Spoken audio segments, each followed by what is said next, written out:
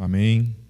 Vamos abrir nossas Bíblias na carta de Paulo aos Gálatas, no capítulo 5, dando continuidade à série de pregações na carta de Paulo aos Gálatas. Hoje, então, é a quinta parte desse tema que é o Evangelho da Graça. Vamos orar, queridos. Vamos fechar nossos olhos mais uma vez. Pai, mais uma vez nós entregamos diante de Ti a Tua palavra e pedimos, Senhor, que o Teu Espírito venha falar com a gente, Senhor. O Senhor revelou o Evangelho da Graça por meio do apóstolo Paulo, Senhor. E nós Te louvamos, Senhor, porque de fato essa carta é libertadora, Senhor. Ela é clara e libertadora em nossas vidas, Senhor. Da forma, a maneira como nós devemos caminhar pela graça. Ela nos ensina a caminhar pela graça, Senhor. E nós Te louvamos por isso. Por esse privilégio que nós temos de ter acesso a esse conhecimento, a essa revelação, e ter nos nossos corações sendo iluminados pelo Teu Espírito. Fale conosco, em nome de Jesus. Amém. Então, o que nós estivemos vendo a respeito dessa questão da lei e da graça, que, como a gente esteve vendo, que não era uma questão muito simples, que até os dias de hoje, depois de 2000 anos de história, ainda é uma questão que a igreja tem uma certa dificuldade de lidar, de não compreender e de aplicar no seu dia a dia. Como que se aplica essa questão da graça no seu dia a dia e essa questão da lei? Afinal, o cristão tem que obedecer lá os 10 mandamentos, a gente ainda tem que observar os 10 mandamentos, a gente tem que viver buscando obedecer os 10 mandamentos, ou não? Agora, como é o momento da graça, é somente a graça, e nós não temos que ter um tipo de atenção específica para com isso. E nós estivemos vendo, então, que Paulo, nos 4 capítulos anteriores, Paulo deixou bem claro essa questão, que o cristão, ele não caminha mais debaixo do decálogo. Ele não caminha mais debaixo da condenação que o decálogo ou os 10 mandamentos trazia sobre as nossas vidas. Lá no Concílio de Jerusalém, o apóstolo Pedro, porque entrou essa polêmica de os gentios estavam se convertendo à fé cristã e os gentios não guardavam o sábado, os gentios tinham as suas vidas normais, os gentios não se circuncidavam. Então, os gentios, eles não tinham conhecimento da lei e eles não caminhavam segundo a lei judaica. Eles tinham outros valores, outras leis para a vida deles, mas eles não tinham nenhum tipo de conexão com os 10 mandamentos e com o decálogo. Aquilo era algo restrito a Israel e aquilo não fazia parte do contexto do gentio, daquele que não era judeu. E aí começou um problema, porque alguns judeus começavam a querer trazer sobre os gentios que eles tinham que observar a lei assim como eles observavam.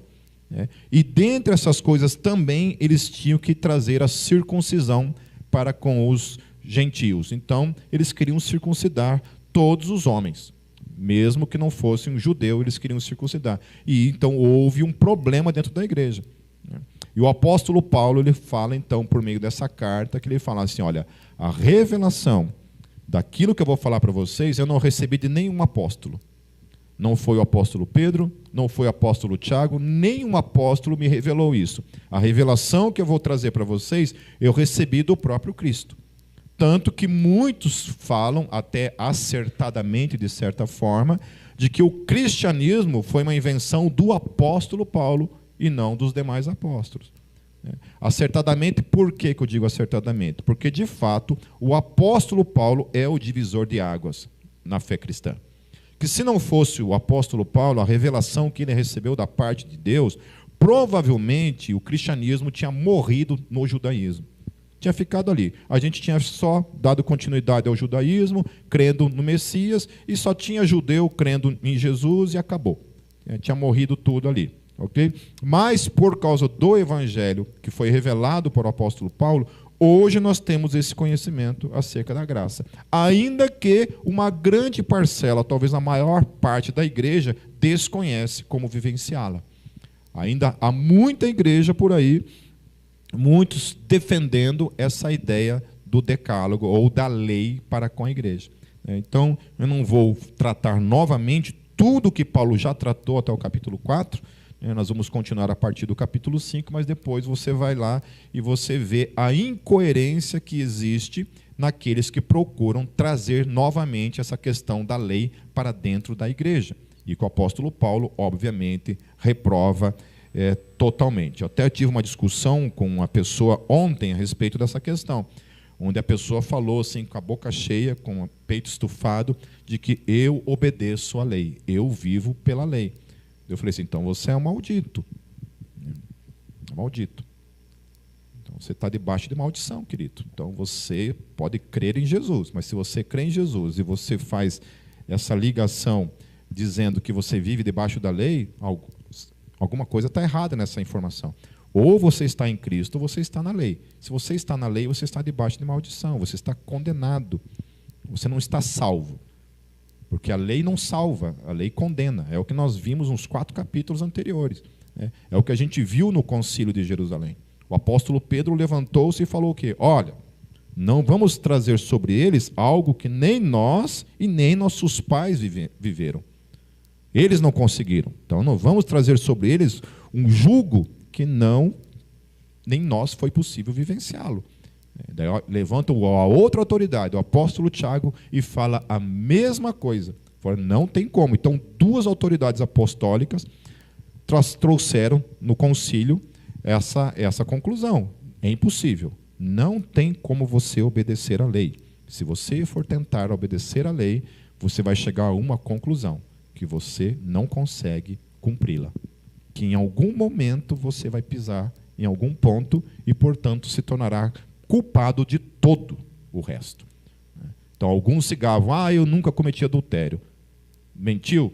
Menti. Portanto, você se torna tanto mentiroso quanto adúltero. Porque a lei não faz distinção de pecados. A lei não faz distinção de pecados. Se eu cometo um pecado, a Bíblia diz que eu me torno culpado de todos os outros, mesmo que eu não tivesse nunca cometido nenhum daqueles outros pecados. Eu me torno culpado de todos.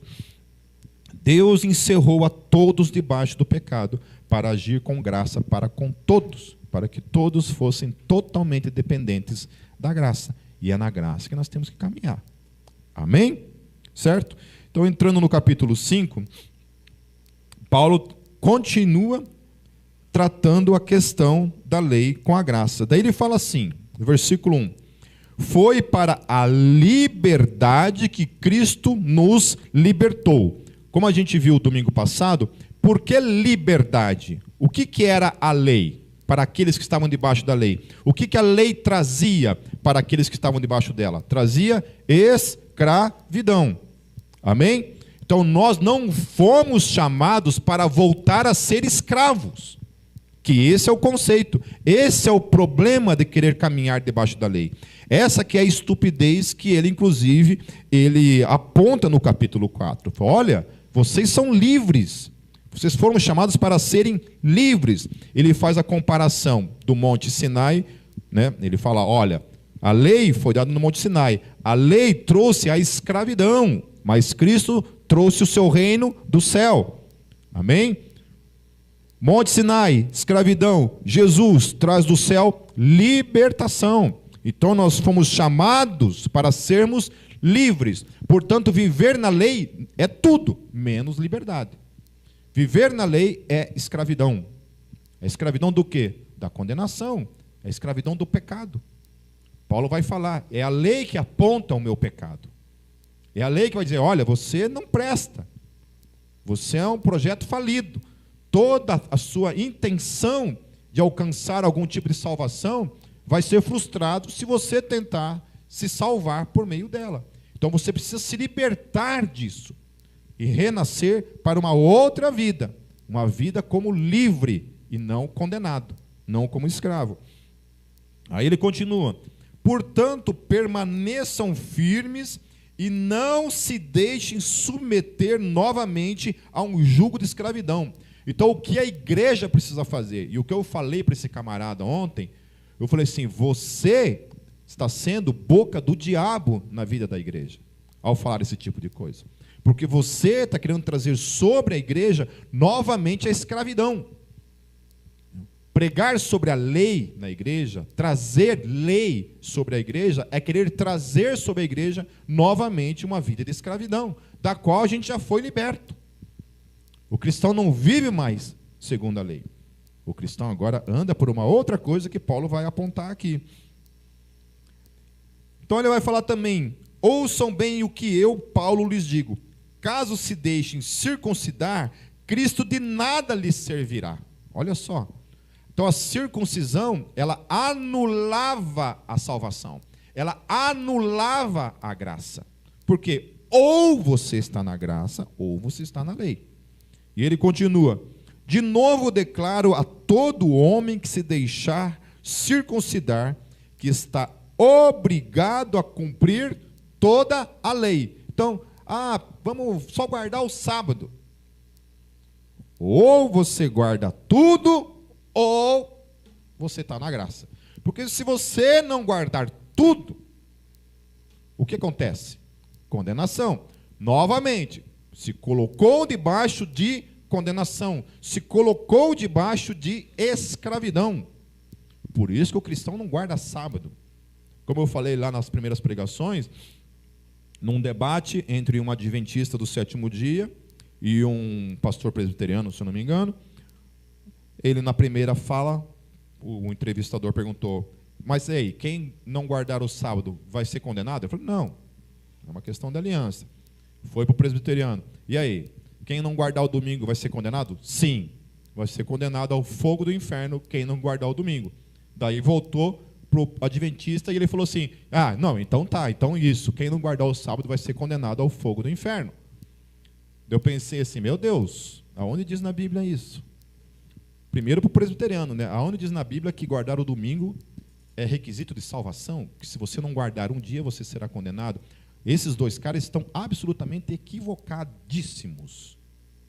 Equivocadíssimos. Se guardar um dia em especial traz salvação, nós temos que rasgar nossa Bíblia e jogar fora, porque esse evangelho aqui está furado. Certo? Então, olha o que ele fala no versículo 4. Vocês que procuram ser justificados, porque qual que é a razão de eu guardar a lei? O que eu estou querendo quando eu coloco como objetivo guardar a lei? O que nós estamos querendo? Paulo vai apontar mais para frente uma outra questão ligada ao meu coração. Mas a princípio, se o meu intento de deixar de pecar é ser justo porque eu não peco, eu já estou enganado. Porque eu e você não somos justos e não somos santos porque nós não pecamos. Está longe disso. Até porque se fosse esse o requisito, estava todo mundo lascado. Amém? 1 João diz claramente, queridos: aquele que diz que não tem pecado, faz de Deus um mentiroso. Faz de Deus um mentiroso. Olha que coisa poderosa. Ao mesmo tempo, João diz: aquele que vive na prática do pecado não conhece a Deus. Mas aquele que diz que não tem pecado, faz de Deus um mentiroso. Se você pecar, você tem um advogado, que é Jesus Cristo. Então, o apóstolo João está dizendo: olha, você peca, mas pelo fato de você pecar, não significa que você tem que viver na sacanagem. Na praticidade disso. Porque a praticidade disso vai denotar alguma coisa aqui dentro. Amém? Então ele fala assim: vocês que procuram ser justificados pela lei, o que acontece se eu tentar ser justificado pela lei? Separaram-se de Cristo, caíram da graça. Entendeu o perigo? O que acontece então quem procura viver pela lei e tem consciência de Cristo, sabe de Cristo, confessou Jesus como Senhor da sua vida e agora procura viver pela lei? Caiu dessa condição. Caiu dessa condição. Não está mais nessa condição. Voltou para a maldição. Versículo 5, e olha só o que ele fala: pois é mediante o Espírito que nós aguardamos pela fé a justiça, que é a nossa esperança. Então, esqueça esse negócio de lei, esqueça esse negócio de 10 mandamentos. A vida em Cristo Jesus é uma vida que é definida por uma relação, e não mais por regras. Não é mais uma observação de regras que eu trago para a minha vida. Agora não, agora é uma relação. E é essa relação que me move, que é o Espírito Santo em mim e em cada um de vocês. É Ele que nos move. É Ele que me leva a viver uma vida de santidade. Primeiro, eu sou santo, não porque eu não peco, eu sou santo por uma essência, e vocês também. Porque eu e vocês somos novas criaturas. A nossa natureza foi mudada, foi transformada. Amém? Então agora é guiado por essa relação. Antes era pela gente, só a gente com a gente mesmo. Era assim, olha, Deus colocou, olha, você tem um monte de coisa que você tem que obedecer, que se você não obedecer, você está condenado. E aí o homem viu que não tinha como fazer aquilo ali. Aquilo ali trazia condenação sobre a vida dele. Então Jesus morreu, tudo aquilo ali que nós devíamos para a lei, que a gente foi condenada pela lei, Jesus assume a cruz, traz toda a nossa maldição sobre ele, todos os nossos pecados sobre ele, toda a nossa condenação sobre ele. E aí quando Cristo ressuscita, ele ressuscita em novidade de vida e traz do seu Espírito para cada um de nós. Foi o que a gente viu nos capítulos anteriores. Ele sopra do seu Espírito e o seu Espírito cria essa relação em cada um de nós. Agora sim, santificados não pela lei, santificados por causa de Cristo Jesus. Santificados pelo Espírito que habita em cada um de nós e que nos capacita a viver essa vida, que é a vida cristã. Por isso que é impossível, meus queridos, é impossível viver a vida cristã quem não é nascido de novo. Impossível. A vida cristã é impossível de ser imitada, de ser vivida, porque ela não é um comportamento, ela é uma relação. Ela é uma relação. Pode ter um cara ali, olha, que não peca, que não erra, o cara cheio, sabe? Assim, a gente olha assim, nossa, esse cara é santo. Se ele não tem Jesus, não faz diferença alguma para Deus. Entre ele e qualquer outro pecador que existe no mundo. No entanto, se tem um camarada aqui, que é falho, que erra, mas ele tem uma relação genuína com o Espírito Santo, esse daqui é salvo e esse aqui não é. O mundo olha para isso e olha assim, meu Deus, que injustiça. Por que o mundo olha para isso e acha isso uma coisa injusta? Porque o mundo quer uma justificação que parta do homem. E a fé cristã nada contra tudo isso e diz que não, a justificação vem por aquilo que Jesus fez e não por aquilo que o homem faz. Nós somos salvos não por algo que nós fazemos, mas por aquilo que Ele fez. Amém? Amém? Está mais do que provado que nós somos incapazes de nos salvarmos. Nós somos incapazes de nos salvarmos. No versículo 6, porque em Cristo Jesus nem circuncisão, nem incircuncisão tem efeito algum, mas sim a fé que atua pelo amor. Vocês corriam bem? Quem os impediu de continuar obedecendo à verdade? Tal persuasão não provém daquele que os chama. E aí olha o que ele fala. Um pouco de fermento leveda toda a massa. Então eu já ouvi de gente assim, não, mas não pode ser tão livre assim. Tem que ter um mandamentozinho pelo menos. Você tem que observar. Alguma coisa ali você tem que ter como garantia. Algo em que você se apegue, algo que seja antropocêntrico, algo que diga que você, pela tua força, você consegue. Um fermentozinho, que é o que esses caras queriam falar e impor sobre os gentios. Eles não aceitavam o fato daqueles gentios somente crerem em Jesus e viverem a sua vida em Cristo Jesus. Eles queriam que de alguma forma aqueles gentios fossem observar as leis, de alguma forma guardassem o sábado, se circuncidassem, porque era impossível. Não entrava na cabeça deles que as coisas podiam ser de modo tão fácil assim. Tinha que ter lei, tinha que ter coisas materiais, físicas, feitas na carne, para que esses homens fossem salvos. E vem o apóstolo Paulo e fala, não, ou você está aqui como homem liberto de tudo isso daí, ou você está aqui como homem separado, caído da graça e vivendo em maldição, como um escravo. É isso que Paulo está falando. Quer voltar para a escravidão? Volte. Mas não tem como você ser escravo e estar em Cristo. As duas coisas não tem como. No versículo 10, estou convencido no Senhor de que vocês não pensarão de nenhum outro modo. Aquele que os perturba, seja quem for, sofrerá a condenação. Eu tive um prazer, uma alegria de dar um Ctrl+C, Ctrl+V nesse texto e mandar para esse camarada legalista. Porque Paulo está dizendo o que acerca daqueles legalistas que tentam trazer a igreja de volta para a lei? Aqueles que o perturbam, que sejam quem for, sofrerá condenação. Eu disse na cara dessa pessoa, falei assim, olha, você está condenado, você está plantando condenação para a tua vida. Um dia você prestará contas de cada uma dessas coisas que você está falando. Cada uma dessas coisas que você está tentando trazer sobre a igreja do Senhor Jesus, você prestará contas na tua vida. Você está querendo roubar a liberdade da igreja. A igreja não foi chamada para viver segundo isso que você está falando. E ele continua, irmãos, se ainda estou pregando a circuncisão, por que continuo sendo perseguido?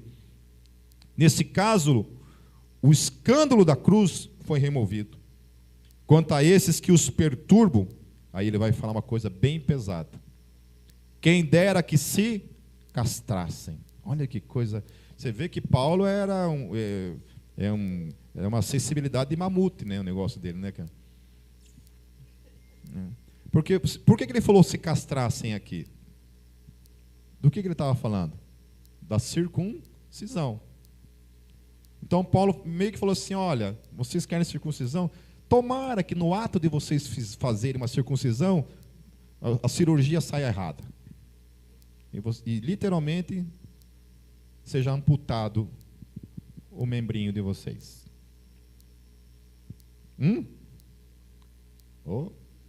Se a pessoa, se eu falo um negócio desse na internet,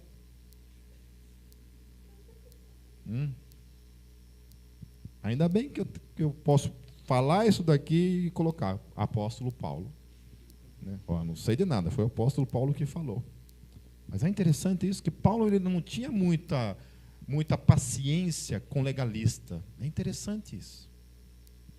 Paulo ele tinha graça para com aqueles que estavam na graça. Mas era parecer legalista na frente dele, ele dava no meio. Mas Jesus também era assim. Você pode perceber, Jesus com a prostituta ele lidava bem, com o pecador ele lidava bem, né? Chegavam os fariseus, ele era faca na caveira. Ele era sepulcro caiado, parede branqueada. Era assim que ele falava. Ele fazia lá o L, só love. E era assim que ele lidava com esses caras. Faca na caveira, não tinha conversa. Era assim que ele lidava. Então ele está falando assim, olha, vocês que gostam de circuncisão, quem dera, viu? Quem dera. Que no ato de vocês estarem fazendo isso, alguém erra ali, ó, e, ops. Né? Ops. Paulo foi o cara que iniciou a tal da mudança de sexo como proposta para todo o herege, né? Ok? Então no versículo 13 ele continua, irmãos, vocês foram chamados para a liberdade, aleluia, mas não usem, aí ele começa. Então quem estava achando que era festa, né, que não estava entendendo, então não tem lei, então vamos para a galera. Ele falou assim, olha, vocês foram chamados para liberdade. Então liberdade é uma coisa, escravidão é outra coisa, certo? Liberdade, no conceito bíblico, liberdade é uma outra coisa. Liberdade não é liberdade para fazer o que quiser. Liberdade não é liberdade para ir para a galera. Liberdade não é liberdade para pecar. Liberdade não é liberdade para não ter caráter. Liberdade não é para essas coisas. Ser livre de fato, ele vai falar. Mas não usem a liberdade para dar ocasião à vontade da carne. Pelo contrário, sirvam uns aos outros mediante o amor. Amém? Toda lei se resume num só mandamento. Ame o seu próximo como a si mesmo. Então Paulo pega todo aquele monte de lei que condenava o homem, e ele fala assim, olha, queridos, vocês foram chamados para ser livres, e tem uma lei que vocês têm que viver na vida de vocês. Essa lei é, sirvam uns aos outros, amem-se uns aos outros. Porque aquele que ama não vai, né, pular a cerca, aquele que ama não vai roubar, aquele que ama não vai dar falso testemunho do outro. Eu me preocupo muito com essa questão do falso testemunho. E especialmente a questão da política no Brasil é uma questão muito complicada hoje em dia, né? Porque o que tem de falso testemunho na internet, né? Ou aquilo que a gente pode chamar de fake news, certo?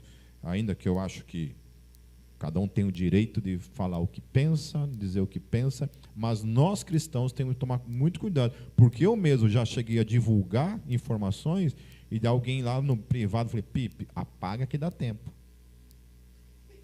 Apaga que dá tempo, porque aquilo ali não aconteceu. Aí eu fui lá ver a fonte e não era, e eu corri lá apagar. Certo? Ou seja, eu estava fazendo um falso testemunho, porque isso é mentira, não posso falar. Amém? Então, hoje, antes de postar qualquer coisa, eu vou lá e verifico realmente a fonte, se aquilo é verdade mesmo, né? Para não dar falso testemunho. Versículo 15. Mas se vocês se mordem e se devoram uns aos outros, cuidado para não se destruírem mutuamente. Por isso vos digo, e aí ele vai dar o segredo da vida cristã, da diferença entre andar na lei e andar pelo Espírito, movido por essa relação. Vivam pelo Espírito e de modo nenhum satisfarão os desejos da carne. Pois a carne deseja o que é contrário ao Espírito, e o Espírito o que é contrário à carne. Eles estão em conflito um com o outro, de modo que vocês não fazem o que desejam, mas se vocês são guiados pelo Espírito, não estão debaixo da lei. Então, o que ele está falando?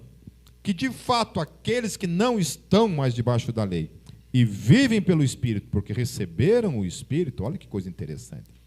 Só é possível viver pelo Espírito quem tem o Espírito. Não tem como eu viver pelo Espírito se eu não tenho o Espírito. Eu só posso ser guiado pelo Espírito se o Espírito Santo habita em mim. A vida cristã só pode ser gerada na minha vida se eu, de fato, tenho o Espírito Santo em mim. Amém? É Ele que gera em mim a vida cristã. Daí ele vai falar, ora, as obras da carne são manifestas. E olha que interessante, porque ele vai tratar exatamente do decálogo. Ele vai descrever o decálogo. Ele vai falar, olha, nós não vivemos debaixo desse jugo. E a vida cristã agora, ela vai se manifestar contrária a tudo aquilo que a lei condena. A lei, ela aponta o pecado, e agora a vida cristã me dá a condição para viver de fato aquilo que a Bíblia condena, e que eu agora posso viver de fato uma vida santa diante da lei. Aquilo que me condenava, eu estou liberto daquilo, mas por causa do Espírito Santo, agora eu vivo de fato aquilo ali. Não é interessante isso? A lei por si mesmo, ela não tinha força de gerar em mim tudo aquilo que ela exigia de mim. Mas agora pelo Espírito Santo, vivendo em mim, agora sim, eu tenho condições, porque Ele gera em mim, então, essa vida de santificação, diante de tudo aquilo que a lei condenava. Aí ele vai falar, por quê? Agora os que andam pelo Espírito, portanto, eles não manifestam mais imoralidade sexual, ou seja, a porneia, impureza e libertinagem. Idolatria, qual que é o primeiro mandamento? Amarás o Senhor teu Deus sobre todas as coisas, não terás outros deuses diante de mim. Essa é a lei. Imoralidade sexual, o adultério, que na verdade está errada essa palavra, o decálogo não é não adulterarás. Ok? O decálogo é não cometerás imoralidade sexual. Por que não é adultério e é imoralidade sexual? Porque adultério é uma coisa específica, não é? Um solteiro com outro solteiro comete adultério? Não. Adultério é uma coisa especificamente ligada a uma pessoa casada. Ok? Então, o decálogo não é adultério, é imoralidade sexual. Na maior parte das vezes, em que a gente vai ver, especialmente no Novo Testamento, quando a palavra adultério aparece ali em algumas traduções, está errado, queridos. Tá? porque a palavra grega ali é porneia, e a palavra porneia não é adultério. A palavra porneia é imoralidade sexual. Ok? Então ele está condenando a questão da imoralidade sexual se manifestando na vida daquele que é nascido de novo. Ele vai falar lá, idolatria e feitiçaria, as duas coisas. Por que as duas coisas estão envolvidas na mesma afirmação? Porque idolatria e feitiçaria é a mesma coisa. A feitiçaria é um tipo de adoração a um outro Deus. Assim como a idolatria, a feitiçaria também. É um tipo de serviço prestado aos demônios. Alguém me perguntou esses dias assim, Pipe, o que a Bíblia fala sobre os outros deuses? Simples, Paulo fala. São demônios. São demônios. O que o Novo Testamento fala a respeito desses espíritos que supostamente são espíritos desencarnados, de seres humanos que estão por aí vagando, e alguns aí querem curar pessoas, né? O que isso tem a ver com o cristianismo, né? O que você acha? Simples, a Bíblia condena. A Bíblia dá nome a eles. A Bíblia fala que não são espíritos de seres humanos. A Bíblia dá nome, fala que são demônios mesmo. Ah, eu não gosto disso. Bom, não sei, é o que a Bíblia fala. Eu acho que é espírito. Acho o que quiser. Não vai mudar o que a Bíblia está dizendo. Uma das coisas que eu, em conversas com o meu filho, eu sempre falava isso para ele, né, dessa questão do inferno. Eu falei, filho, você crer ou não crer no inferno, se o inferno existe, ele não vai deixar de existir porque você não crê que ele existe.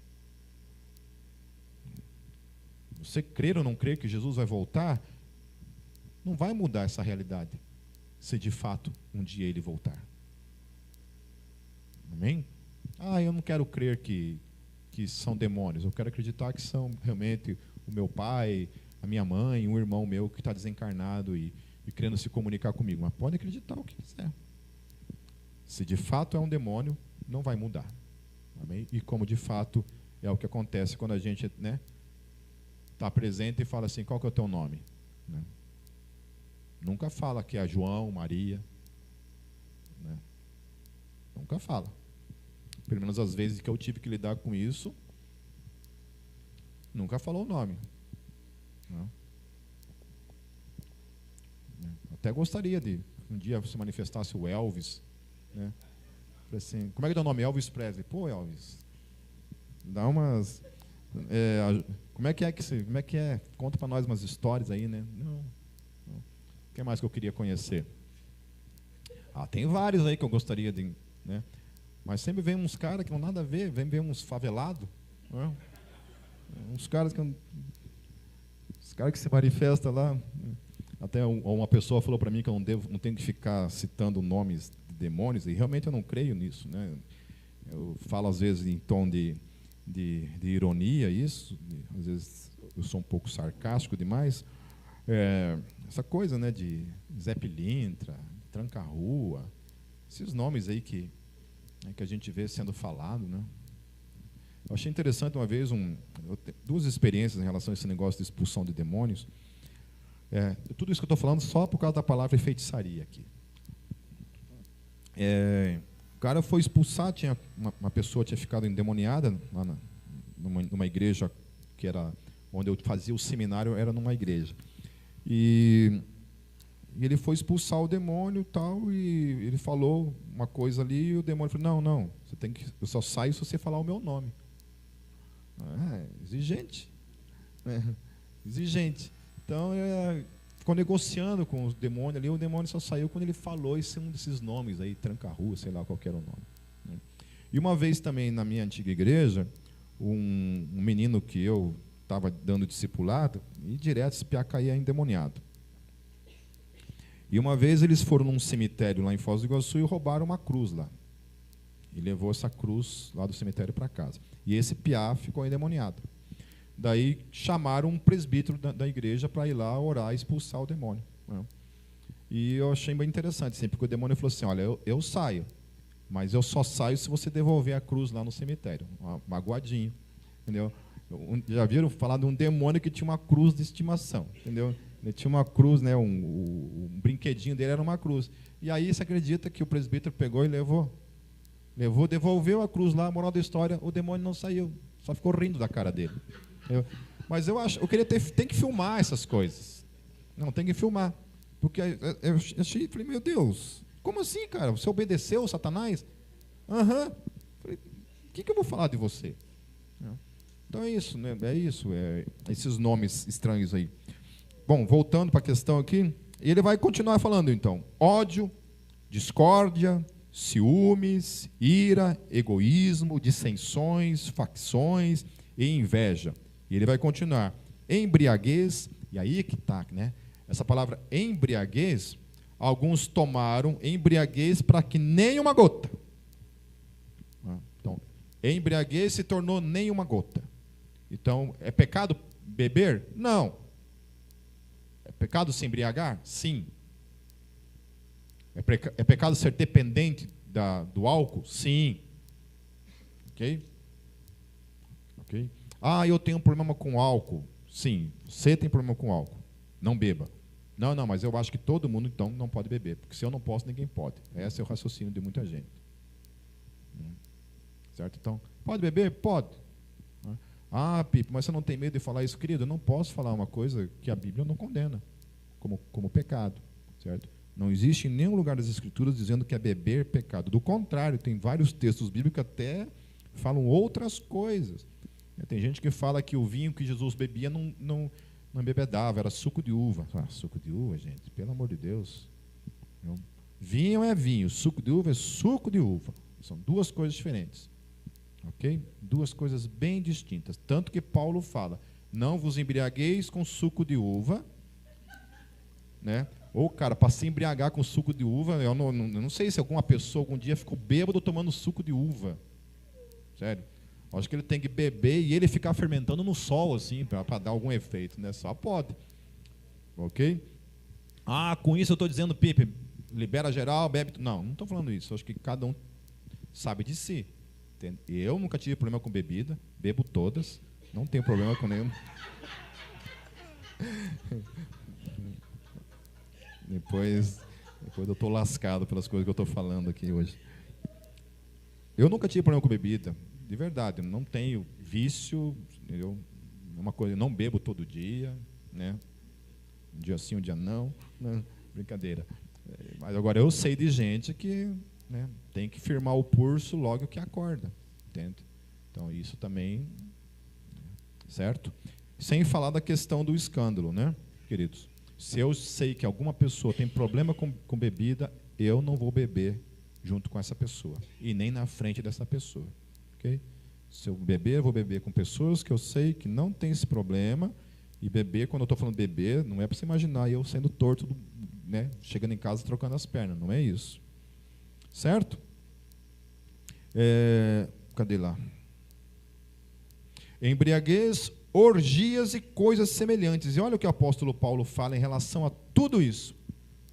Lembra que Paulo estava falando a respeito da lei, e agora ele está falando a respeito de andar no Espírito. Ele fala o seguinte: eu os advirto, como antes já os adverti, que os que praticam essas coisas não herdarão o reino de Deus. Olha só. Pô, parece que Paulo está se contradizendo. Não, Paulo não está se contradizendo. Paulo está dizendo assim, olha, você não pode caminhar aqui, esqueça isso daqui. Isso aqui é escravidão. Agora você anda pelo Espírito. Mas se você andando pelo Espírito, sendo uma pessoa selada pelo Espírito, salva, liberta, que vive agora numa vida de liberdade, continua praticando essas coisas, alguma coisa não está batendo. Alguma coisa está absolutamente errada. Entende? Não é para eu me desesperar no sentido assim, não, mas então eu preciso praticar. Não. O desespero tem que se voltar para uma questão ligada à realidade do que aconteceu dentro de mim, de você. Se eu de fato tenho o Espírito Santo dentro de mim. Porque se eu tenho o Espírito Santo dentro de mim e eu continuo na praticidade do pecado na minha vida, sem nenhum tipo de peso na minha consciência, alguma coisa de errada há comigo. Amém? Porque eu não sei como é que acontece com você. Sabe como é que você descobre se você tem o Espírito Santo ou não na sua vida? É quando você comete um tipo de pecado e a tua consciência, na hora, você perde a paz. E sabe como se manifesta isso? Tente pecar e logo em seguida ir para Deus assim, ó, Jesus, eu te amo, eu te adoro. Obrigado por esse pecadinho maravilhoso na minha vida. Veja se você consegue. Não sei como é com vocês, mas eu me sinto um lixo. E eu preciso confessar o meu pecado diante de Deus. Eu preciso confessar e pedir perdão para o Senhor daquilo que eu cometi.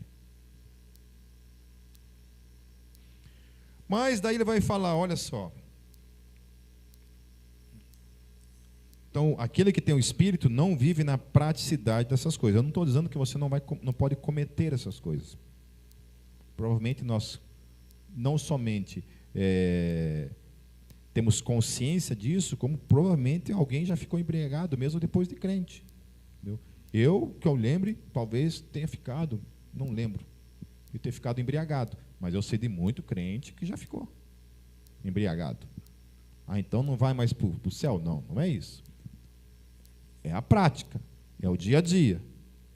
Aí ele vai falar, mas o fruto do Espírito é amor, alegria, paz, paciência, amabilidade, bondade, fidelidade, mansidão e domínio próprio. Aí ele fala, contra essas coisas não há lei.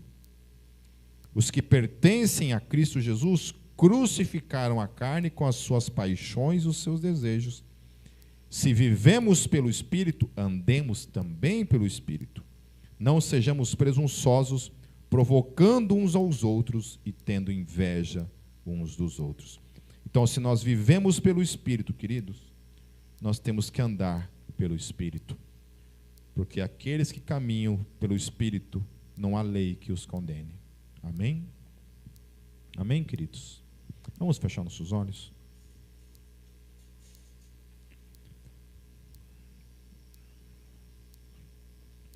Senhor, nós te louvamos porque o Senhor nos libertou da condenação da lei. E o Senhor nos tornou um povo livre. Um povo que agora caminha debaixo da direção, da capacitação, da vida que é derramada pelo Teu Espírito que habita em cada um de nós. Espírito Santo, você é o único capaz de santificar as nossas vidas, de nos libertar dos vícios, de nos libertar, Senhor Jesus, de pecados de estimação ao qual a gente muitas vezes insiste em cometer nas nossas vidas, Senhor. Jesus, nos ajude, Senhor. Não porque isso de alguma forma, Senhor, nos justificará. Nós já somos justificados por meio do Teu sangue precioso, Senhor Jesus. E a Tua palavra fala que todo aquele que comete pecado tem um advogado diante de Ti. A Tua palavra fala que se nós pecarmos e confessarmos os nossos pecados, o Senhor nos perdoará, o Senhor trará cura em nossos corações. Espírito Santo, continue movendo em nossos corações, gerando em nossas vidas convicção de pecado, Senhor Jesus. Que jamais o Teu Espírito se apague em nossas vidas, Senhor. Que jamais, Senhor Jesus, nós possamos viver, Senhor Jesus, no pecado, Senhor, sem ter nenhum tipo de implicação, nenhum tipo de condenação, nenhum tipo de consciência de que aquilo está nos separando do Senhor. Tem misericórdia de nós. Continue, Senhor Jesus, operando a Tua obra em cada um de nós, nos santificando diariamente, Senhor, pela presença do Teu Espírito, que tem gerado vida em cada um de nós. Em Teu nome, Jesus, eu oro e eu te agradeço. Amém.